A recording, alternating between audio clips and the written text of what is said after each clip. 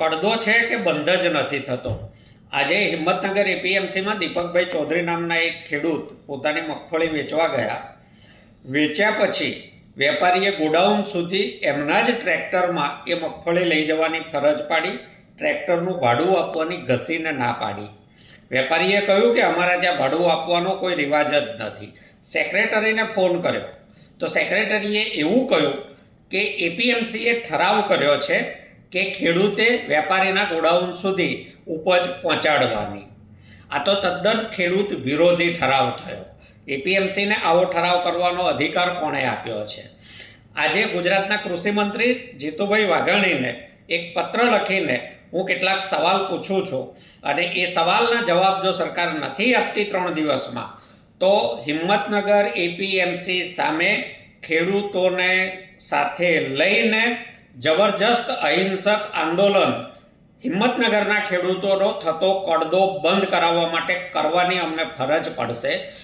શ્રી જીતુભાઈ વાઘાણીને મારા સવાલ છે કે ખેડૂત વિરોધી ઠરાવ કરનારા એપીએમસી સામે સરકાર કોઈ પગલાં ભરવા માગે છે કે કેમ?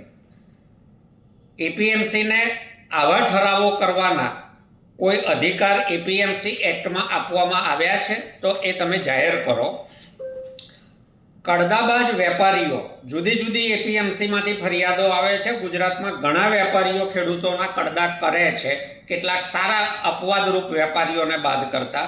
તો આજે કડદાબાજ વેપારીઓ છે એમની સામે સરકાર કોઈ પગલાં ભરવા માગે છે કે એમને કડદાની બેફામ છૂટ આપવા માગે છે? એની સ્પષ્ટતા કરે સરકાર। સરકાર એપીએમસીની ફરજો જવાબદારીઓ બાબતે કોઈ સ્પષ્ટ માર્ગદર્શિકા ખેડૂતોના હિતમાં જારી કરવા માગે છે કે કેમ? ચૂંટાયેલું એપીએમસીનું બોડી શું કરી શકે અને શું ન કરી શકે એની સ્પષ્ટતા થવી જોઈએ। એપીએમસીના ચેરમેનો એ કોઈ બાદશાહ મહારાજા નથી કે ઈચ્છે એવા ઠરાવો બોર્ડમાં પસાર કરે। સરકાર કોના પક્ષે છે? છેલ્લો સવાલ એ છે કે સરકાર કોના પક્ષે છે? કડદાબાજ વેપારીઓના પક્ષે છે કે ખેડૂતોના પક્ષે છે? બોટાદ કડદાકાંડમાં પોલીસનો ઉપયોગ કરીને ખેડૂતો ઉપર અત્યાચાર ગુજારીને જે રીતે કડદાબાજ વેપારીઓને બચાવવાની કોશિશ સરકારે કરી છે, આજ સુધી બોટાદમાં એક પણ કડદાબાજ વેપારી સામે સરકારે કોઈ પગલાં ભર્યા નથી। ત્યારે ગુજરાતના ખેડૂતોમાં આ સાફ છાપ પડી છે કે સરકાર કડદાબાજ વેપારીઓના પક્ષે છે, ખેડૂતોના પક્ષે નથી। અને ગુજરાતના 54 લાખ ખેડૂતોના હિતમાં જીતેન્દ્રભાઈ વાઘાણી તમે આ જાહેરાત કરો કે એપીએમસી એ શોષણના કેન્દ્રો છે કે ખેડૂતોના હિતો માટે કામ કરતી સંસ્થાઓ છે?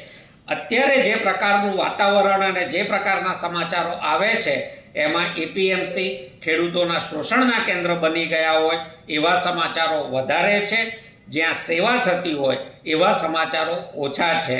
આગામી દિવસોમાં ગુજરાતભરમાંથી કડદા પ્રથા સંપૂર્ણપણે નાબૂદ કરવા માટે આંદોલન થશે અને ગુજરાતમાંથી કડદાને વિદાય આપીશું।